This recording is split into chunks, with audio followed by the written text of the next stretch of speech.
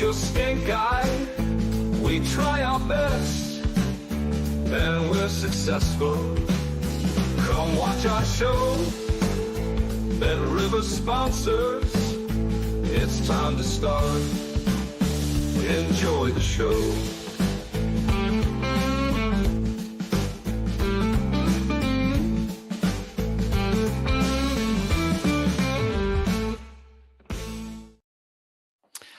Well, welcome along to Betting Weekly Live. You're with Dan Roebuck alongside me, Doug Kezirian. And over the course of the next half hour, 40 minutes or so, we're going to be talking soccer and we're going to be talking basketball as well. Get involved. Obviously, the YouTube comments are open right now. So tell us what you're betting when it comes to the soccer on this Monday. And also, if you fancy anything on the basketball, if you've got anything to ask Doug as well, let us know. Doug, how was your betting weekend? Was it a successful one? Are we coming off the back of Saturday and Sunday with accounts boosted? Yeah, a pretty strong weekend for myself. Friday was a down day, but then Saturday and Sunday I bounced back. A lot of basketball, both college and NBA. So, this is an exciting time of year for American sports, just with so much stuff going on and it's in full swing. But you're only as good as your last wager in a lot of ways. So we turn the page, we focus on what's coming up in a busy week moving forward. Indeed, we do. Look, lots of big plays over the course of the weekend when it came to the basketball and indeed the soccer. Just one or two interesting, notable weekend winners and losers. And maybe you can give us your thoughts on some of these. Doug, we had a $34,000 play on the Trailblazers against the Cavaliers at plus 13 on the spread, which was a winner. We had a $28,000 play on the Heat live on the money line against the Knicks at minus 500, which was a loser here. And also the Pelicans, a $20,000 play at minus 290 against the Jazz was a winner, with the Trailblazers on your CV for the weekend at plus 13. Some chunky bets landed, but one or two losers as well. Right. Yeah. I had the Blazers first quarter, just the Cavs off that huge win on Friday. I thought they would start a little slow. And that certainly happened. I didn't, you just never know with Cavs and the runs that they can make, although Donovan Mitchell did not play. So that's a big part of it. But man, that second unit and everyone they can come in waves. I think there was in the crossing over between the third and the fourth quarter, I think it was like a 19-2 run or something insane like that. So I'm always a little gun shy about betting against the Cavs, but they had their own comeback Friday night. I think they were down 28-3 or 25-3 to the Celtics. So that was a wild game. But yeah, that's a tough in-game wager, minus 500 for the Heat. They were up obviously the entire game, up 17.5. And I had a buddy who had the plus 6.5. And he was sweating it out because when it went to overtime, he thought that the Knicks might cover, but the Heat plus the points got there. But that's a pain. You got to be careful with those in-game wagers, especially in the NBA. No lead is safe, as we all know.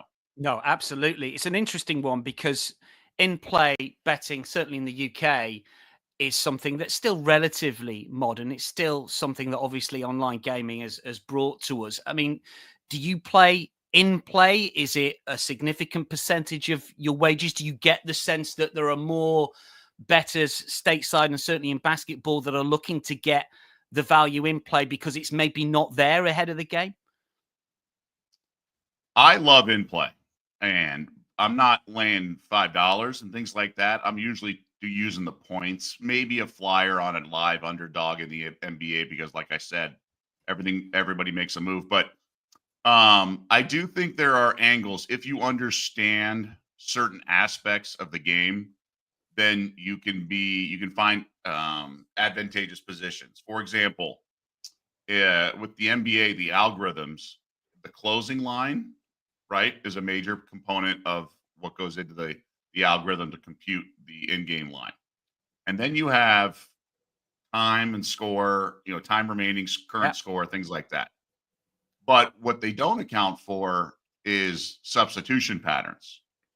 So there's a lot, in the NFL, like in American football with the in-game, like they do factor in who's going to get the ball start the second half, things like that. But it's too hard with substitution patterns. So if there's a giant drop off or a second unit is much better, there are certainly advantages. For example, Nikola Jokic, best player in the NBA.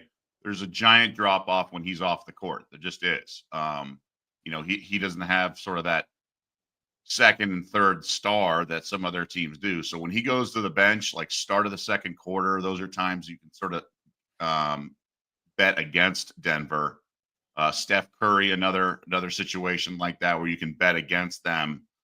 Now, is it foolproof? Of course, that approach isn't. But when stars are going to the bench and things like that, that usually is a good opportunity to find value. Or if the team that's an underdog and up, and they're one really good players off the bench. Now, injuries do factor in, but we've seen that in the playoffs with Patrick Mahomes. He's been hurt in previous years in playoff games, and going into a timeout, the market has wide range of in-game because there's just no way to account. I remember there was a 4.5, there was a 6.5.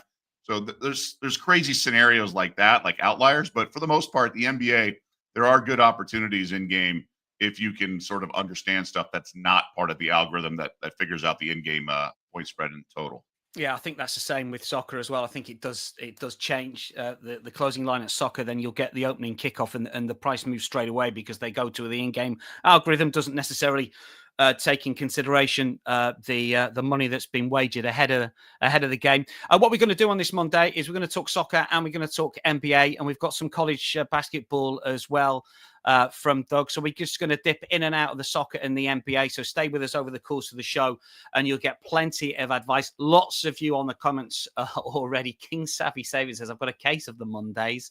Yeah, Mondays can be tough. Byron says, new week, home to the Champions League. Yeah, we've got Champions League on Tuesday and Wednesday this week. Paul says, Dan and Doug K in the house. Great call the other day by Doug. Doug was on Friday giving us some winners. Byron's talking about Turkish football. Göztepe, Samsunspor, both teams to score -115. What else we got? Byron, Forest, Ipswich, both teams to score quite like that. We're going to talk Forest very shortly. Indeed. Duncan, Rick, Byron, Adam, welcome in. You're all welcome, mate. SK is with us as well. Ming Chung says, how about those Euro boys hitting the hot dogs? Yeah, both Steve and James with the hot dogs over the course of the weekend. And Joe Bamber talking about NBA, especially betting on Anthony Davis Thunder's guy getting injured in the first seconds of the game and out for the rest of the season. I mean, Doug, that can be a reset straight away, can't it? It can. It's not something you want to build your portfolio over because it doesn't happen every game. Absolutely not. I certainly understand the allure of it, right? Because you don't have to give your money back if you bet it under and he gets hurt as long as he starts. So I understand the allure for sure. Notable soccer weekend winners and losers. Let's just rattle through one or two of these. I tell you what, there's some bettors taking short prices. We mentioned the NBA. PSV on the money line against Go Ahead Eagles at the weekend. Now, PSV got knocked out of the Dutch Cup last midweek by Go Ahead Eagles, and a better had $23,000 on PSV at -667 on the money line, and Go Ahead Eagles won again. I mean, there's a recent line of form that maybe that better should have taken note of. Manchester United draw no bet was a push. $22,000 play. Never bet United on the money line. We know that. Monza Torino, $21,000 play under 1.5 first half goals was a winner. That's a shrewd one. Bournemouth on the money line against Wolves. That went to penalties. That was a loser, $19,000. And Bayern on the money line was a winner, $17,000 play. Plenty of live action on the Bet Rivers app and the Bet Rivers website. You can watch Villarreal, Espanyol. We'll be tackling that game shortly. You can also watch some second-tier Spanish football, Sporting against Estoril, Portuguese top flight, and also football in France. And we've got the ATP and WTA Indian Wells qualifiers that are all live. We're going to talk FA Cup football first of all, then we're going to talk NBA, then we'll talk Serie A, back to the NBA before we finish off with Spanish football and some college picks from Doug as well. So get your thoughts in when it comes to all of the action on this Monday. First up then, FA Cup football and Nottingham Forest versus Ipswich here. Forest a -157, Ipswich a 4-1. Now, I did think that Forest surely would be a little bit bigger in this FA Cup tie than they were when they played in the league earlier this season, but they weren't. It was earlier on this campaign. Forest were a little bit bigger, around about -170, but obviously they have morphed into a very good team. Forest did win that game by 1-0. Chris Wood did score the only goal of the game. Now, we've listed Chris Wood here as first goal scorer and anytime goal scorer at plus 295 and plus 115. And I know what you're going to say. He's not going to play. Well, we don't know that. He probably isn't, but you never know. Nuno's been very, very cautious when it comes to team news, and he might play. If he doesn't, Tayo Awoniyi will definitely play. He's plus 195 to get the first goal. It's all about team news, as we know, when it comes to the FA Cup. No Hudson-Odoi, no Elanga. You would have thought they'll get a rest. It's going to be mix and match for Forest. It's going to be mix and match for Ipswich as well. Amari Hutchinson, he's definitely out because he's injured.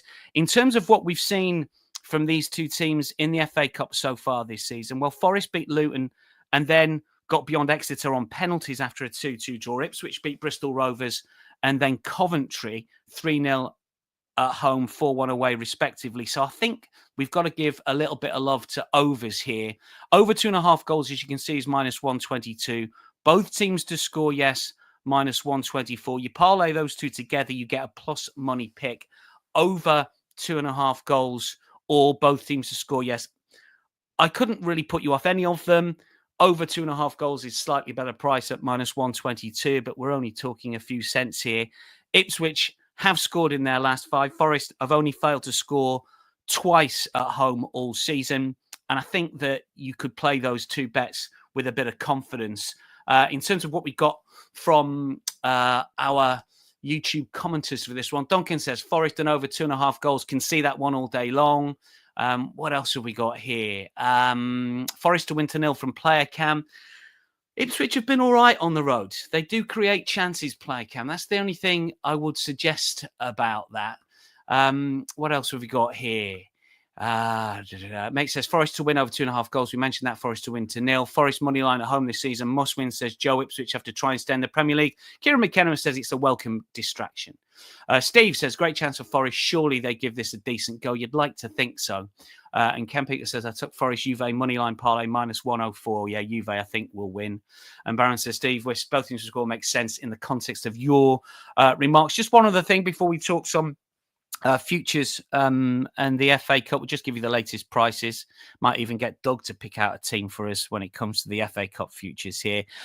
Jack Clark might be one to take a look at if you're looking at the prop bets today, because he scored in both FA Cup games for Ipswich so far. He's made his way inside the Ipswich starting 11. He didn't start earlier this season after his move from Sunderland. He's plus 480 score anytime. Shots on target market wasn't up last looked at Bet Rivers, but I'm sure it will be ahead of kickoff if he does start. Just one or more shot on target is plus 160 I've seen elsewhere. He has managed 5 shots on target in 10 games when he started games this season. In 4 games, so he had 2 shots on target in one of the games. So I think that Jack Clark, if you can get around about plus 160 for a solitary shot or target or one or more shot on target, might be the way to play it. When it comes to where the money has gone here, 99% of the money, 92% of the tickets on Forest. Over and unders, most of the money on overs. We've had a $3,000 play on Forest on the money line. We've had a $1,700 play on Ipswich, over 3.5 total corners at minus 159. And we've also had money on the overs. And we've got a house special for you. Forest to win 0 plus 165, if you like that one. Quick look at the futures. Obviously, the draw was made yesterday. Bournemouth Man City is the most interesting tie, I guess. City are the favourites at 2-1. Villa at 4-1. Brighton 5-1. All of our handicappers, Doug, had a crack at the outright, the futures for the FA Cup. Now, most of us are out. The only 2 that are still in are Steve Wiss, who tipped Fulham at 40-1, and Lewis Jones, who tipped Bournemouth at 33-1. Everyone else is out. Myself, Nigel, all of our cappers had a crack. So do you want to take a punt on any of the futures, any of the teams there? Come on, Doug, who you got for us? You can't have Bournemouth. You can't have Fulham. What's the Doug play for the FA Cup heading into the quarterfinals? You know, I kicked the tires with some of my sources, my expert friends and things like that, because that's part of it. Is you got to have the right Rolodex, you got to have the right network, absolutely, team, because you can't just do it all yourself every single sport. I would say the column on the right is as tempting as it is, and as one of our viewers chimed in, I think it's going to obviously come from among the favorites. I would say, plus 200 is never fun with Man City. Brighton why not? I'll pull the trigger on Brighton, but this is not my wheelhouse for sure. This is beyond my expertise. So I would not recommend anyone Don't worry pay about attention that. to what I'm. Listen, I'm out. Nigel's Paul out. agrees. We've had so many of our cappers crash out ahead of the quarterfinal, so we need another play to go with here. Byron says Palace. Paul says he's got Fulham at 25-1. Mate SK says Palace is the value. Richard Cabral says Palace the value at 10-1. Yeah, quite a lot of bettors suggesting that might be the way forward. Joe says I see City winning this. Let's talk basketball with Doug here. We've got a couple of games to take a look at first of all, or 3 matches first up. First of all, you have got plays in that top one, Doug. It's the Golden State Warriors at the Charlotte Hornets here, 7 p.m. Eastern tonight. Golden State lost to the 76ers after 5 straight wins. They're heavy favourites here. What do you like in that first matchup? This is a tricky situation because they just played each other and the Hornets lost by like 1 million. It was like 40 points or so. And it really has nothing to do with that. This is a Warriors team that underwent a very different sort of makeover at the trade deadline, bringing in Jimmy Butler, and they've been great.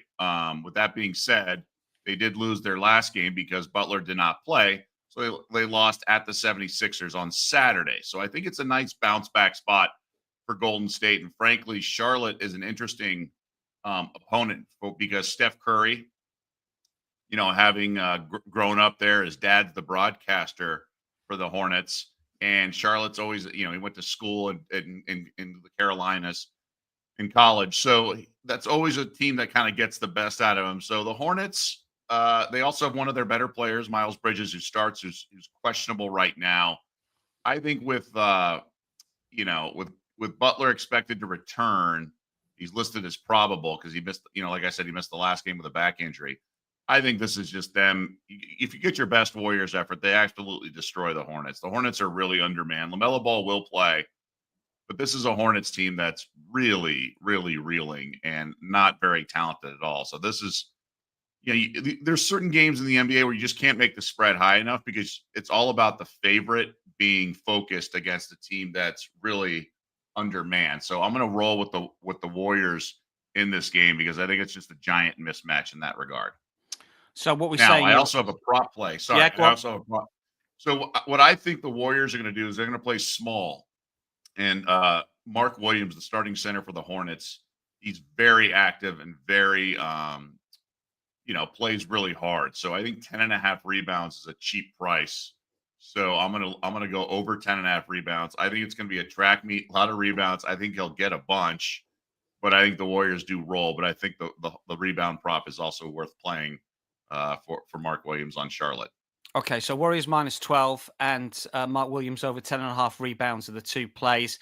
Any thoughts on those other 2 matches that we've got on screen here? I know you've not got any official plays here, but just to let you know, when it comes to the Trail Blazers at the 76ers, most of the money has come for the 76ers. But on the spread, the Trail Blazers have been popular. And that Wizards Heat game, which is a 7:30 Eastern clash, we've had a $4,000 play on the Wizards at +10.5. Any leans or thoughts on Trailblazers at the 76ers and the Wizards at the Heat?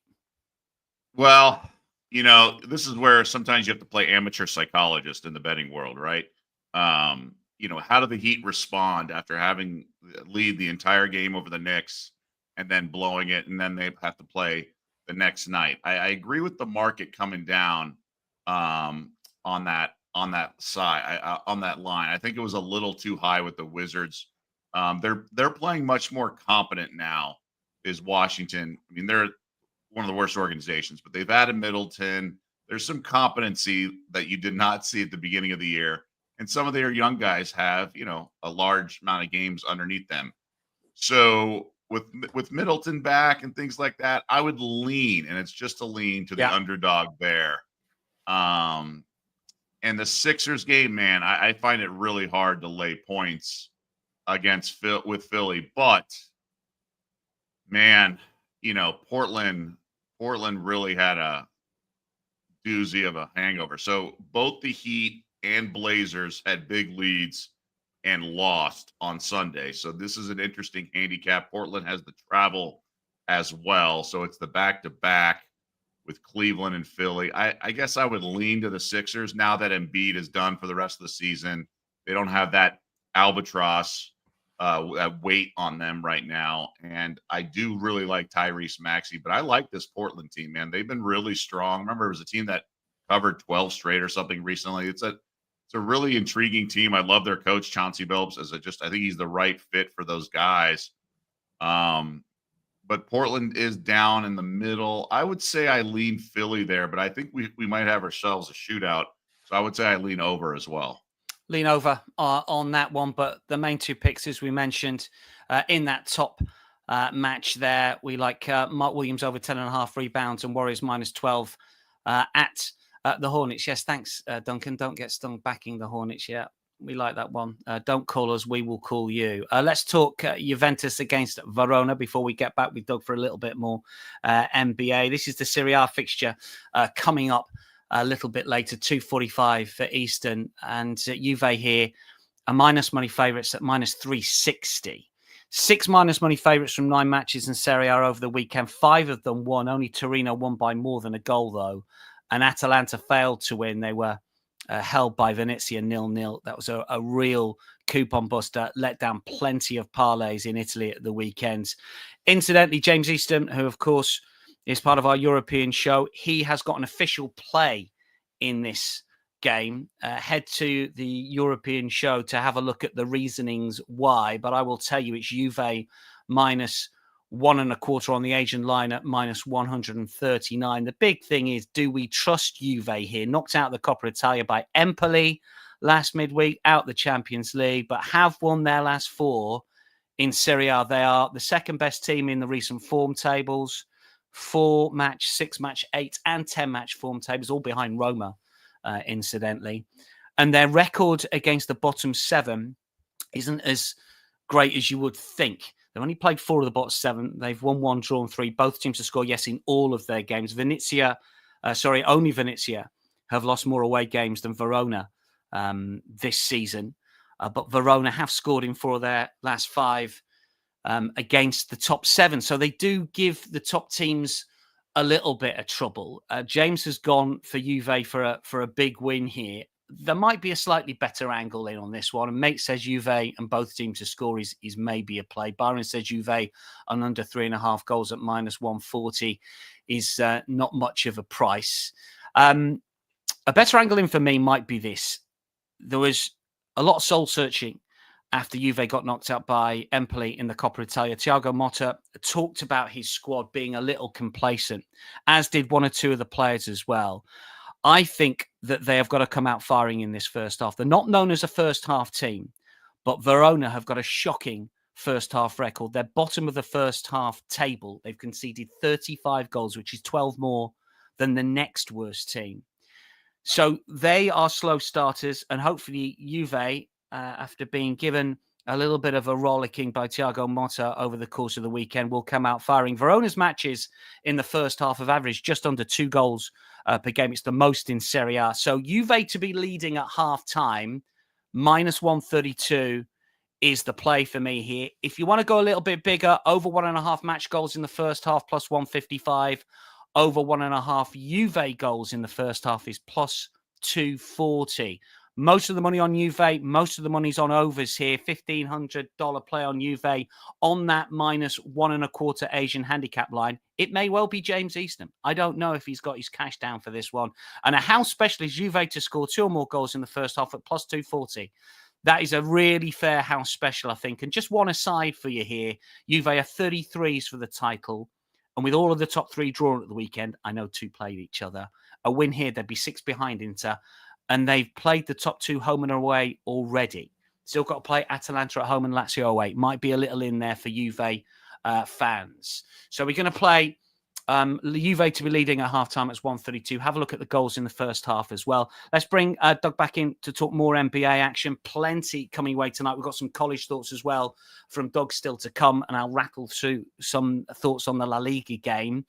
4 more matches to look at here. We're going to talk about the top one first of all, because this is where your official play comes in, Doug. That's the Kings at the Mavericks here. Dallas 8-3 against the spread in their last 11. So my cheat sheet tells me What have you got for us in the Kings at the Mavs? Doug?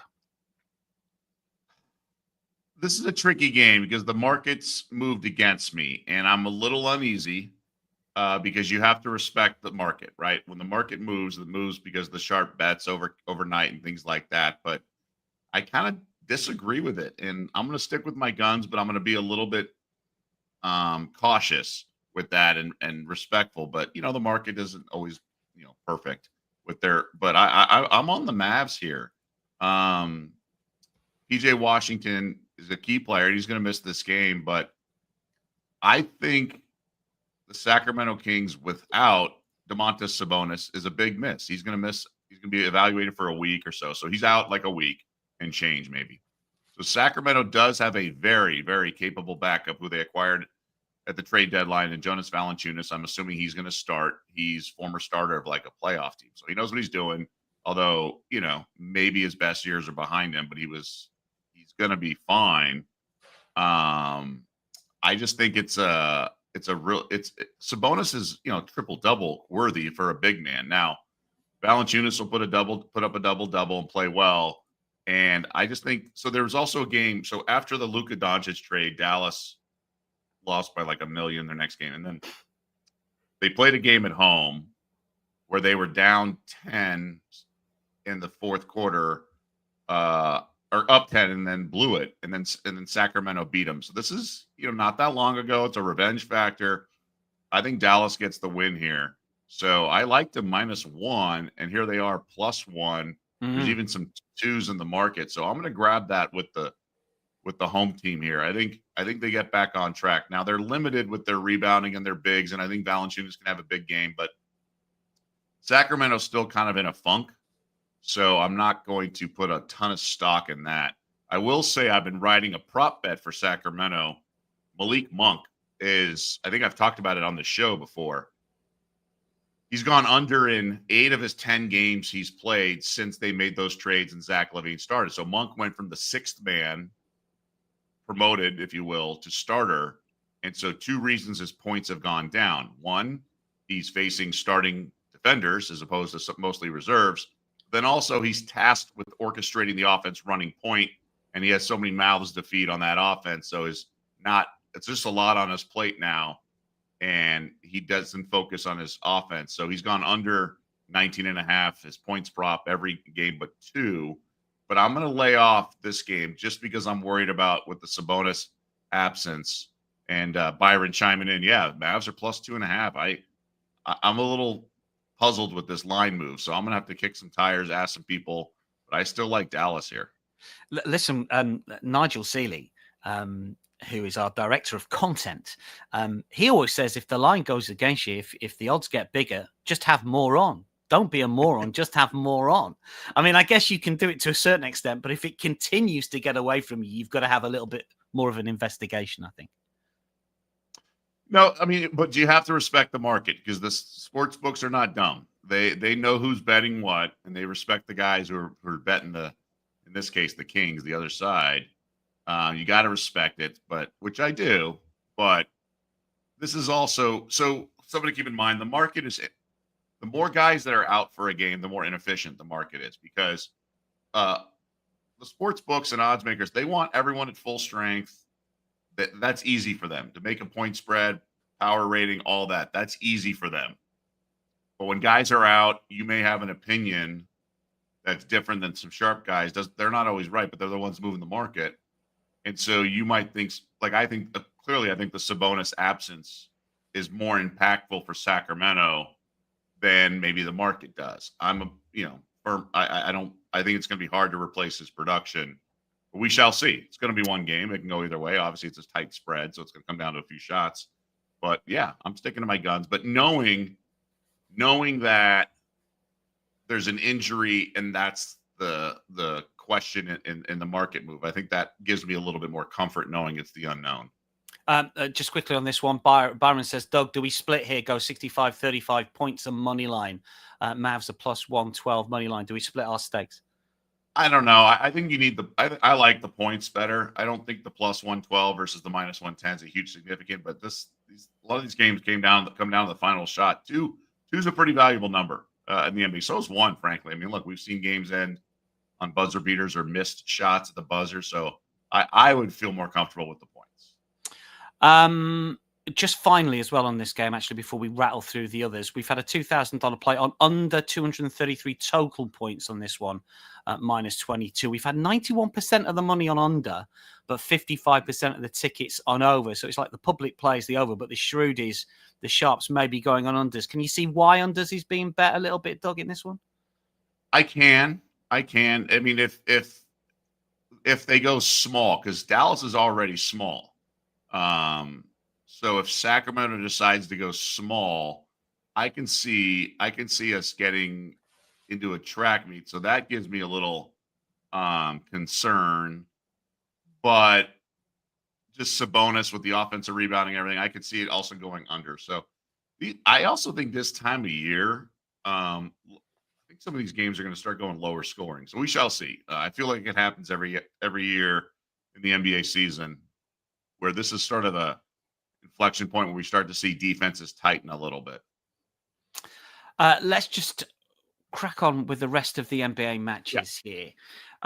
Any thoughts on the other games here? We've got the Hawks at the Grizzlies. We've got the Rockets at Thunder. We've got the Hawks at the Grizzlies. I did read a line that Grizzlies have been profitable on the money line this season, but they've struggled recently. And the Pistons against the Jazz as well here. A lot of these games we've seen money on the favourites here and money on the overs as well. Any thoughts on those other games that we're going to see tonight, Doug? Yes, Hawks Grizzlies. I think that might be the highest total this season, 253. That's a monster number. I think 9's too many points. I like this Memphis squad. I think they score a bunch and everything, but they do run into some lulls. Atlanta, and these two teams played earlier in the year. Atlanta did not have their best player, Trae Young, in that meeting. I would lean to the dog here. I think +9's a little too many points here for Memphis, who's been really good against the spread this year, among the top few teams in the NBA. So it's a little, but I like them with shorter spreads. Obviously, 9's a little much. Same with Detroit, Utah. The Jazz are tanking, and they've been terrible in the fourth quarter, but 10.5 feels like a little too many in the altitude and everything that comes with playing at the Jazz as Eastern Conference teams go west and all those long road trips. I have to grab the 10.5 at home. So those are leans, but there's no way I'd lay the 10.5, although the Pistons have been such a great story this season. And I would lean to the underdog here as well in OKC. Thunder have been playing with their food a little bit. We have to keep an eye on Chet Holmgren, who's working his way back from injury. He's not playing every game, things like that. They do have Hartenstein. They're big, and he's been so valuable. This OKC team's really tough, man. They were losing for, 2.5 quarters yesterday and still managed to cover 13 points. Like, they'll come at you at waves, and they're really good. But this Rockets team plays hard. They muck it up. They're all about sort of, playing physical. And there were a couple players ejected for the Thunder yesterday. I don't know if there's suspensions coming down today. Maybe it's even rescinded. It wasn't that big of a scuffle. So I would lean to all three dogs in the other games that you mentioned. Nice one. We've got some college picks from Doug before we let Doug escape. Quickly, we'll talk about the Villarreal Espanyol game. Just to wrap up what our YouTube commenters have been saying about that Juve game. Verona to get a red card at 6-1, says Joe. Quite likes that one. And Effie says Colomwani, anytime goal scorer in that Juve game. Yeah, I think he's going to be back in the side, isn't he, for that one? Juve, both teams to score seems pretty popular. And Juve and what else we got? Moani, yeah, anytime goal scorer. I mean, he's had a new lease of life, hasn't he, since going to Italy? Just to look at the La Liga game, though, here. Villarreal against Espanyol. Now, again, if you head back to our Euro show, Steve has got some thoughts on this one. An interesting one, actually going to go against him to a certain extent. Villarreal are -305. They've been bet today. They're fifth. Espanyol are +750. The tie +410. Steve likes Villarreal -1.25 on the Asian line here, which is interesting. Around about -103. Byron says Espanyol +1.5, -124. Villarreal won't win by 2. Sorry, I sort of tend to think you might be right there. Villarreal have conceded in 4 of the last 5. They've scored in all of their home games this season. Espanyol have scored away at Barcelona, at Real Madrid, and at Athletic Club. So both teams to score yes in 3 of their 4 games against the top 4. And I just think both teams to score yes is an interesting one at plus 112 here. Kiko Firmino, the Villarreal defender, he is in the squad. He's missed some games recently because of injury. I did note that on Twitter, Villarreal did put him in the squad, which makes me think he'll start again, but I'm not 100%. But both teams to score, yes, is going to be my play tonight at minus 110. The 1-1 draw, I want to get 1-1 on my side here, plus 750 if you want to play the correct score. We've had a little bit of money on Espanyol on the money line at a big price at plus 750. Most of the cash has come for Villarreal. Most of the money has come for overs. We've got a house special as well. Villarreal to score in the opening 15 minutes is 2-1 if you think they can start quickly. And you can watch the match live on betrivers.com and the BetRivers app. Villarreal are plus 250 to finish in the top 4 in La Liga. They can close to 1 point behind Athletic Club, incidentally, with a win. It takes them 9 clear of Real Betis. No European football for Villarreal. Just keep your eye on Athletic Club this week. They take on Roma, arguably the most informed team in Europe at the minute, in the Europa League on Thursday. They get through that with the final at San Mamés. They might take their eye off the ball when it comes to top 4 in Spain. And Villarreal at plus 250 might be a little bit of a value play. But my bet for the Spanish game tonight, both teams to score. Yes, player cam. He keeps coming out with these to nil bets to scupper all of mine. Steve says Espanyol lost 9 out of 12 away. So I know what side I want to be on. Steve, yeah, he's a big Villarreal fan. Effie says Perez, anytime goal scorer, Villarreal team total over 1.5. It'd be interesting to see how that one goes tonight, Steve. It's me versus you tonight, I think. Big slate of college basketball. I mean, I started to look at some of the games, Doug, but there's so many of them. You have picked out a couple of matches that you want to talk about. You got a couple of plays for us here and the college slate tonight. What you got? Yeah, and the market's moving in my direction. So that's a good sign. So I'll cherry pick a positive reinforcement here, but it's going to come down a little bit, starting to at least. So this Duke Wake Forest game's interesting. I like the underdog here at plus 21.5. I would also break it up first half and game. And so why would I want to bet against Duke? This team is trucking opponents in the ACC. They've covered 5 straight. They've only failed to cover a few games in their 18 games in conference play. So and they're laying big numbers, and there's just been no letdown spot for the Blue Devils. But I do think historically this is a good spot to fade Duke, and it's the game prior to facing their rival, which is North Carolina on Saturday. So when Duke or North Carolina is a big favorite, the game before their big rivalry game, it's really usually advantageous to bet against them, thinking these are young kids, they're focused on the big game. And it happened earlier in the season. So when they hosted Carolina, Duke was a huge favorite against North Carolina State, who's bad, like the worst in the conference. And they were laying 20-something, and they were down 4 at half. So it's just one of those games where I think it's a giant sort of look-ahead spot. I joked earlier about being an amateur psychologist, and I do think it's a good spot. I would break it up. I think taking the points first half as well, probably the better play is the first half. But again, I would split up maybe half unit on each. But I do think it's a strong play to fade Duke when they're a big favorite ahead of the Carolina game. Yeah, so plus 20.5. Get on Wake Forest with a spread against Duke. And UCLA against Northwestern. What's the play in this one, Doug? Yeah, I mean, the Northwestern team's been great. They've won outright as an underdog. They've been covering machine. But I think you got to be careful sort of just backing teams that are on a roll. Like there is a little bit of a sort of regression. And I do think this is the spot where, because UCLA, it's tough because the coaching staff for Northwestern has done an amazing job, just an amazing job, and give them all the credit in the world. They've had a really nice run. They lost their best player from a year ago, and they've been on I'm just looking it up now, but yeah, they've won 3 straight, 2 on the road, and then they won Friday night as a home favorite, laying points, which Northwestern's typically not good at in the favorite role. They're much better in the underdog role. And here they're a home dog, but I think UCLA is going to need this game, have some desperation off a loss at Purdue. The travel that their head coach has complained about does weigh on me, Mick Cronin. But I think this Bruin team Bruins team ekes out a win. I hate the 3.5. It was 2.5 yesterday. Maybe I play them on the money line here just because laying 3.5 with the Bruins offense, that can be sort of pedestrian. But I think the Bruins, the spot that, like, I know a lot of sharp guys on them. I'm gonna play the money line primarily in this one.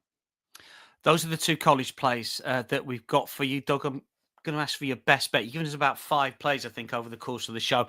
I'm going to give you my best play, which is Juve to be leading at halftime, -132. I know it's short, but I think they'll come out firing after getting knocked out of the Coppa Italia last midweek. And as we know, Verona are a shocking team in first halves of soccer. Just before we get Doug's best bet and wrap up the show, Andrew says, what's happening, Dan, my fellow American Doug?